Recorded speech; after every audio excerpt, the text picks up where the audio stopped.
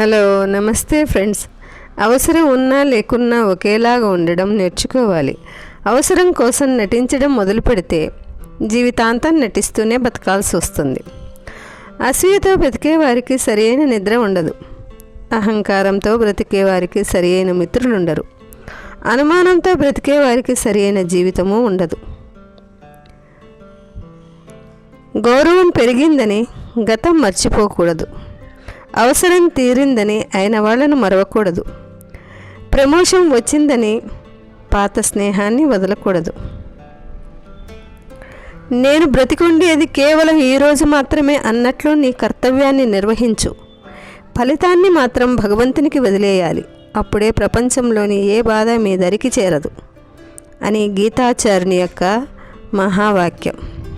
నేను నిమిత్తము అనే ఆత్మాభిమానాన్ని మనిషిని ఎంతగానో పైకి తీసుకుని వస్తుందో, నేనే అంతా అనే అహంకారము మనిషిని అంతగా దిగజారుస్తుంది. మంచి అలవాట్లున్న వ్యక్తికి విలువ పెరుగుతూ వెళుతుంది. దురలవాట్లున్న వారికి విలువ దిగజారుతూ ఉంటుంది.